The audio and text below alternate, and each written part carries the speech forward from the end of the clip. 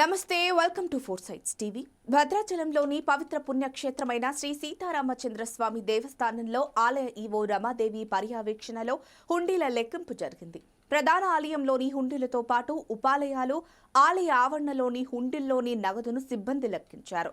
సీతా సమేత రాములవారి సన్నిధిలో చిత్రకూట మండపంలో లెక్కింపు ప్రక్రియ చేపట్టారు.